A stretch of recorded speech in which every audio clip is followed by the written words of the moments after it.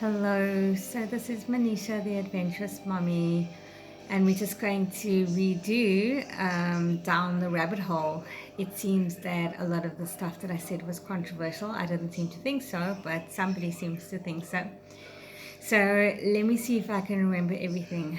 I started off by saying that our thoughts are real forces. So when I say that, how does that make you feel? Is it something that resonates with you? Do you really believe that your thoughts are actually real forces? And then the second thing that I always say, our thoughts create our reality. I want you to think about that for a moment. Do your thoughts create your reality? Or could it be that we live in a multi-dimensional universe where everything is happening all at once, and depending on the frequency that we are vibrating at, that is what we see at that time. So think about a dog whistle. So when you blow on the dog whistle, you can't hear those frequencies, but dogs can hear them. And animals and pets, they often can see a lot more than we can.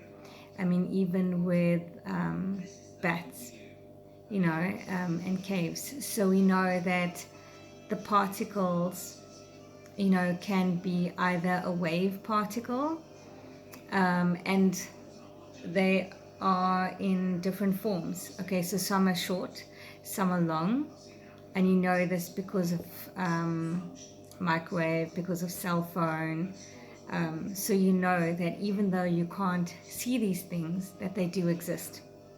Okay, so what if all this time you were just being conditioned to think? Do you remember when we were in school and for a long time everyone thought we lived in a flat world, like everything was flat, until someone made a discovery and then they figured out, oh, it's actually circular. So this is what quantum physics, is all about. And the guy who wrote Mind Power, John Kehoe, he's also got a book on, it's called The Quantum Warrior. And it's basically, he did touch on it when I met him. And it's basically how you can actually, and this is going to sound freaky and this is going to sound weird, but you can travel through time. So you can go back to your past self and you can change the course of certain events, and you can ask your future self for advice. And it's just a point of power. You know how they're always saying that all you have is this current moment, this present moment. And that is so true, because, and that's why we talk about the conscious eating, the conscious working out, because I think it'll make more sense if I show you this. Okay, so it will be in the reverse for you. So at the top here, so these are all the different emotions and their frequencies, which can be tested, like as per your brain wave, when you're feeling these different things. So at the bottom, we've got grief, and we've got shame and apathy, and that's at a frequency of 20. So that's like the low, dense vibration. And when we're angry, pride, courage. So now we're slowly getting up to a point of neutrality. So that's measured at 250. There's willingness, acceptance, and then there's reasoning. Okay? And love is vibrating at a frequency of 500. And then there's joy. So joy is actually more than love. And then there's peace, and then there's enlightenment at about 700 plus. But do you see how this is why they say, you know, when you eat a piece of cake, just eat a piece of cake and don't feel guilty, because guilt is one of the lowest vibration, and it's not the act of eating the cake which is going to make you put on weight. It's actually the feeling guilty, which is the thing that's going to cause you to put on the weight. So yeah, I hope it is hitting home and is making sense. So how I start off my courses is always with, and people don't like doing this because it's tough. It's tough to go inward. It's tough to get in touch with your emotions. I think it's easier for a lot of women than it is for men. And you know, if you can master your emotions, then you can master your money and you can master life, because this is the range of emotions and the different frequencies. And just like a radio tunes into different stations, by living in the present moment, you can actually tune into any of these. So your future self, okay, is here waiting for you. It's already here. You don't have to create it. It's already created. But you just need to tap into it by changing your frequency. And that's why it's so important for you to be in a high vibration and high frequency. And the quickest way to get into high vibe is by doing your gratitude and by doing self-love. So that's how I start my my coaching. The 100 reasons why you want to do this. Okay, so that's tapping into sorry, just an alarm. So your 100 reasons why you want to do this, okay, is important because it's getting to your core reasons. So none of this like fluffy stuff. It must be something worthwhile. Okay, when you get to 100, believe me, you get to the real reason of why you're doing this. And then even more eye-opening is the 100 reasons, the pain of which you will feel if you do not achieve your goal. Now, every time I do this exercise, it honestly just makes me want to cry, because it's just that feeling like I have to get up and go and I have to do it now. Okay, and if you look at those two things, one is more the pleasurable side. So it could be that you want to lose weight because you want to go on holiday, you want to look amazing for your partner, you want to look sexy in that dress, you want to be there active and fit for your kids. I don't know what your reasons are. You're going to have to do the introspection. And yes, it is difficult, but it is so worth it. Okay, by doing the 100 reasons the pleasure side and then 100 reasons the pain, it puts you in this neutral zone. That is your position of power. Being able to see both the negative and the positive of the situation. Being able to see both sides of you. And, you know, I've said this again, I'm going to be repeating a lot of the things that I say. That we think about 70,000 thoughts in a day, and 80% of those thoughts are negative. And that is why we do the gratitude. So that is the third step, the 100 things that you're grateful for. And if you can do this and have this at the top of your mind while you're working out, while you're going throughout your day, your life will completely transform and shift. Not just in terms of shaping your body, but manifesting anything you want. I've been studying the law of attraction for about 18 years. And I would say over the last 2 years, everything started manifesting faster. And if I ask myself why, it's honestly because of the love that I had. Okay, he broke up with me now. And I understand why we had to break up, but anyway. But it's the love which took my manifestation to the next level. I would literally think things and they would come. I would walk into a shop. I would get massive discounts or savings. I was getting so much like free stuff. I was winning things. I was just in a high vibration for the last 2 years. Um, I can't even, I even, okay, for my birthday, we went to Bali, okay? And that was really, really like a dream holiday of note, amazing.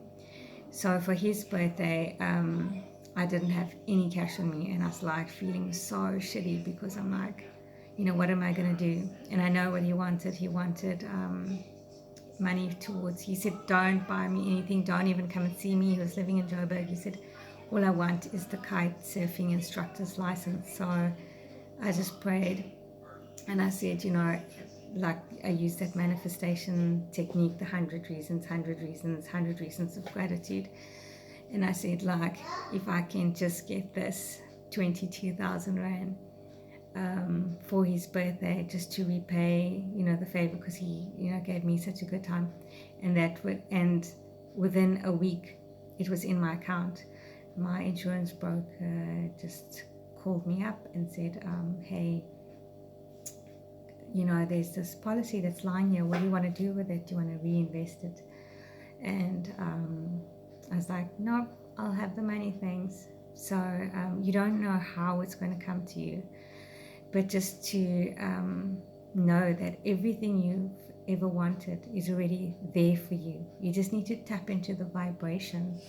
And sometimes we're so fixed on an idea that it's going to come through our job or paycheck, and we're not open to the blessings of the universe or to God.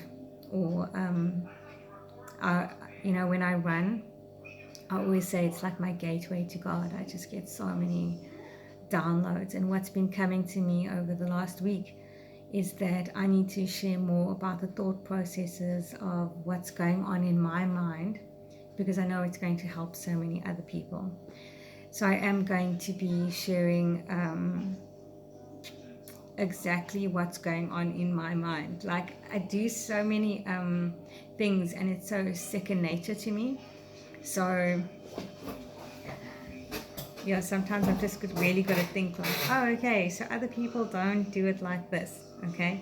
So things like the power shower, like every time I have a shower, I have a power shower, it's not something I think about. Things like, and it's all stuff you know all of this. So when I say these things to you, it's going to be things you already know. Planning your day and your week ahead, like the night before. Like today, I'll be planning for tomorrow, exactly detailing what my day is going to be like. And then all successful people wake up like between 4 and 5 o'clock. It's just a thing. They've interviewed so many billionaires, millionaires. That's just what they do. Successful people do. Why? Because the veil is actually thinnest at that time. The collective consciousness, most people are sleeping, and taking into account time zones and everything, but most people are sleeping. So that's the point where there's most potentiality, and so that is the best time. And they are busy planning their day. That's when you get all your insights. So that is normally my running time. When I'm running, I've got my goals in front of me. And so it's about rewiring and reprogramming your mind for success. So I use every single moment I can to program myself and rewire myself for success. So the other thing I do is the mind movie. So I'm going through everything really quickly now, because over the next few days, I'm going to detail it out for you. And the reason I'm doing this is because a lot of you joined for the first 21 days. And but now the 21 days, now I think it's like 28 days, the motivation drops. Because first there were like 140 people like liking, commenting, like I have access to all this information, okay? And then by the end, they're just like 40. And that's normal. That's absolutely normal. But I'm here to shake things up. You don't have to be a number, okay? Stop looking outward. Stop giving away your power.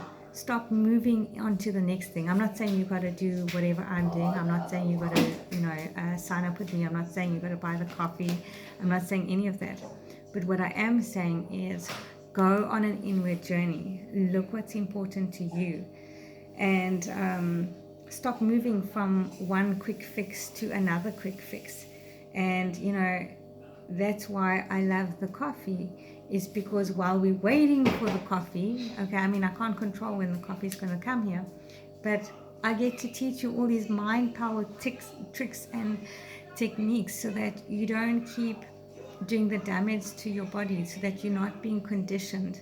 We are conditioned by the media, and this is where you really need to question what is truth. Is it truth because the media says so? Is it the truth that you know in your heart? Because you need to question, and you can't even trust your own mind, okay? Because you are not your thoughts. You are not your mind. And how do you know what the truth is then? Okay? And that's just spending more time with yourself. So in solitude, contemplating things. John Kehoe, who wrote Mind Power, he was asked what his favorite mind power technique was or is. And for me, I always loved visualization because you get to dream, and imprinting is also quite nice. So it's dreaming, but with the thinking, feeling, like making it feel as real as possible. And I never got why he said contemplation. And now I get it. Because when you sit there in silence and you take out every single thought, so you can do this by looking at a candle flame, and it helps you just focus. And you take out all your thoughts, because all those thoughts are your ego. All those thoughts are your conscious mind. Your conscious mind is only doing the best that it can. It's trying to protect you, and it's trying to protect you when there are question marks and when there's uncertainty. So take COVID-19. There's so much uncertainty because it's new territory. You don't know, okay? You don't know who to believe. You don't know what is right from wrong.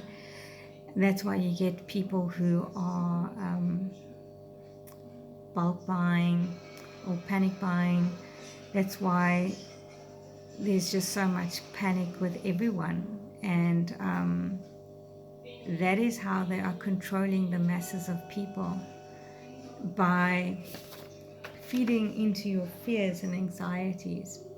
Okay, they prey on people in this low vibration, and that's why it's so important for you, because to be in a high vibe. So to do your prayer, whatever a prayer is for you, because that's keeping you here, and that is your truth. That is what it's all about. And when people collectively gather to pray, the vibration is so high, and that's what the powers that be just don't want, because it is about control. Unfortunately, it's a continuous fight of good versus evil. But anyway, back to losing weight.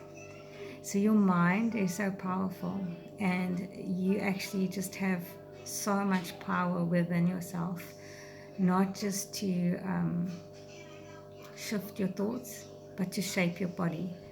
And that's what I love about the losing weight journey, or the gaining weight if you're trying to gain weight, is because it's physical and you can see it. And when you apply discipline, consistency, and for 21 days, like 21 days is actually a very magical period in time. The benefits of this, of doing something again and again and ticking it off, and that's why it goes back to all those foundation tools which I've given you. So 1, it's your reasons why. Okay. 2, it's the vision board. And 3, it's the tracker. Because the tracker is not meant to scold you in any way, or for you to be like, oh, look, a black mark, I missed my workout. Oh, look, I ate a cake. No. it's meant for you to double up on your gratitude and to recognize each success every single day, whether you just drank water, because it's building up your confidence level with yourself.